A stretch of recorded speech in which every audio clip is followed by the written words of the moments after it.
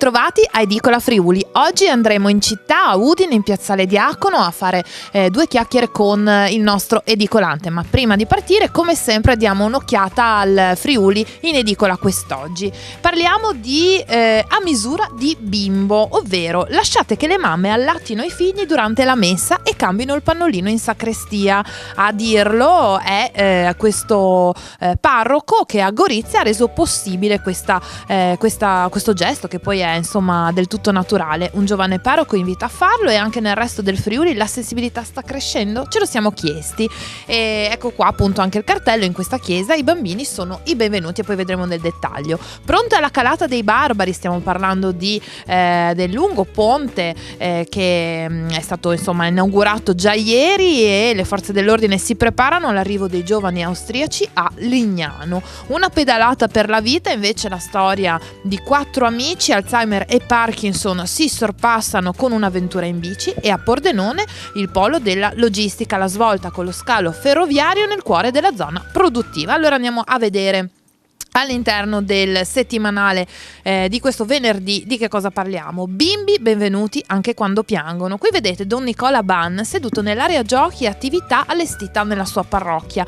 A Gorizia, infatti, Don Nicola apre le porte del Duomo ai più piccoli e ai genitori, con spazi adeguati per giochi e allattamento, e invita tutti i fedeli alla tolleranza. Marco Bisiak ci racconta questa storia. Non è l'unico in regione, perché in Friuli ci sono anche altri esempi di chiese allestite a misura di bambino, però è un esempio virtuoso. Il primo risultato è che papà e mamme partecipano alla messa più serenamente, questo lo dice appunto Don Nicola. Regione più incisiva del governo statale, le azioni della politica. Abbiamo dedicato un approfondimento anche sentendo l'assessore al lavoro, all'istruzione, alla famiglia, Alessia Rosolen.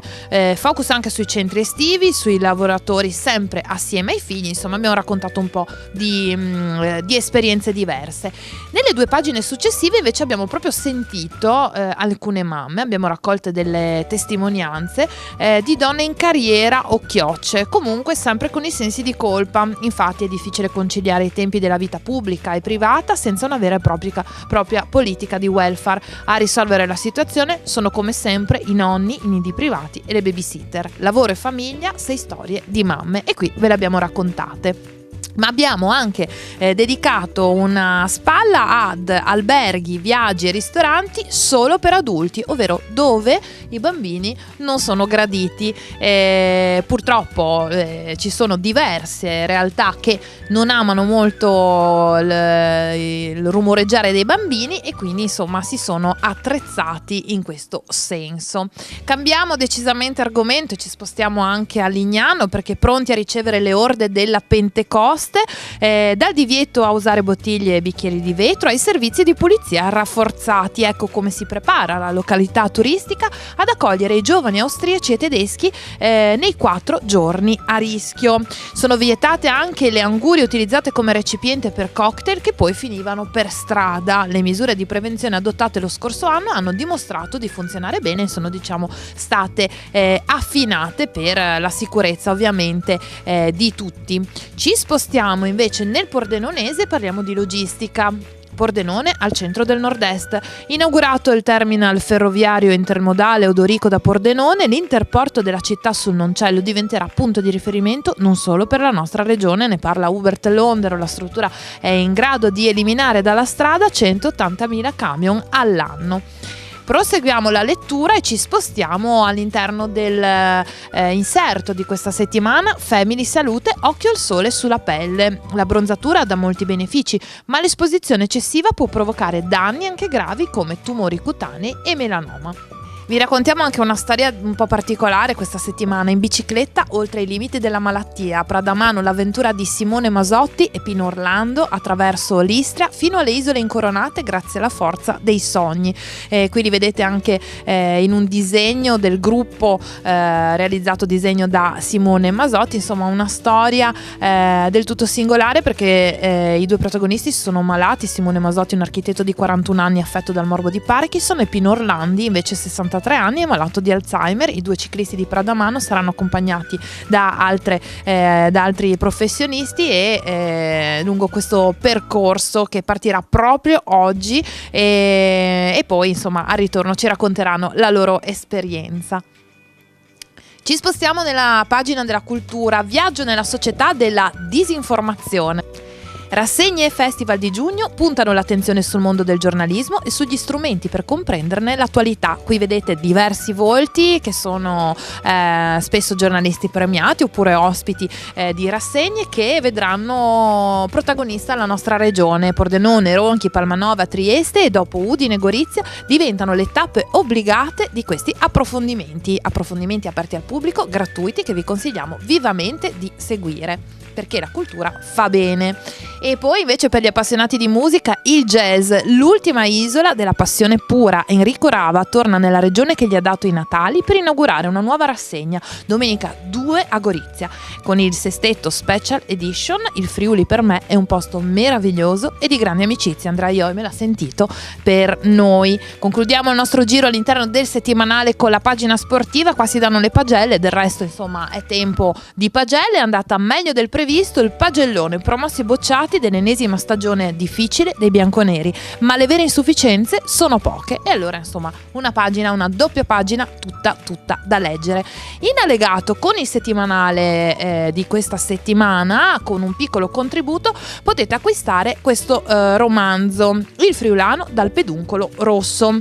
Praticamente il boccaccio dei nostri tempi, che è Pierino Asquini, già autore di una simpatica rubrica del settimanale Il Friuli, la lavagna di Tersite, in cui ride i potenti di turno, scrive questo romanzo e insomma la storia è così riassunta: per colpa di un vino buono ma delle proprietà straordinarie, il friulano Mario si ritrova all'improvviso con un cambiamento fisico decisamente imbarazzante.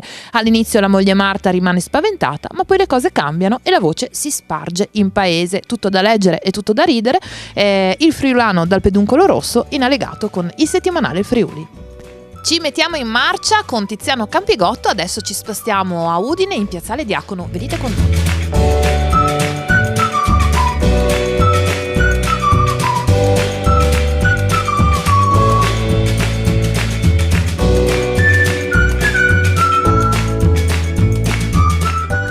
Eccoci arrivati, siamo in piazzale Diacono, in pieno centro, e finalmente c'è il sole. Accanto a me Mauro Volpe, che è il titolare di questa edicola. Ciao Mauro, buongiorno. Ciao, buongiorno anche a te. Un po' di sole che immagino porti anche più clienti e più giro in città. Assolutamente, perché tutti quelli che normalmente prendono la bici possono arrivare qua, prendersi il giornale e poi andare verso il centro a fare colazione o andare a lavorare. Senti, rispetto a un anno fa che siamo stati qua, questa zona si è un po' arricchita, è arrivata una palestra, sono stati recuperati anche degli edifici. Dicevamo, manca l'ex birreria, che insomma è al centro di un progetto di recupero eccetera. Quanto importante è poter dare insomma nuova vita anche commerciale a questa zona? Assolutamente, è molto importante, perché realtà come la mia, piccole realtà, piccoli negozietti, possono trovare nuove fonti di fatturato grazie al movimento che si genera, ad esempio con una nuova palestra.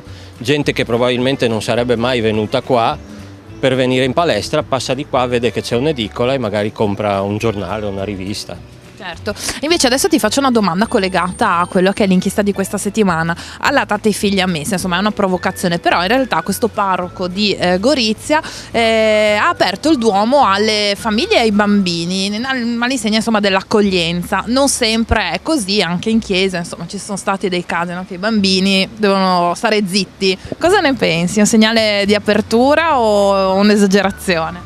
Ma è un segnale di apertura, anche generato dal fatto che sempre meno persone vanno in chiesa, e quindi è una politica che potrebbe portare nuova gente in chiesa. E certo che il rito anche della chiesa dovrebbe essere svecchiato, perché appunto il silenzio assoluto non è proprio necessario per forza. Può scappare uno starnuto, un bambino che piange, un cagnolino che abbaia. A questo punto apriamo anche a questo ulteriore possibilità. Un parroco a Gorizia ha aperto la chiesa ai bambini, anzi ha invitato le famiglie a portare i bambini e ha allestito un'area per l'allattamento e il cambio del pannolino. Cosa ne pensa di questi segnali di apertura e di accoglienza nei confronti di bambini che magari sono un po' rumorosi? Sì, per me sì, va bene così.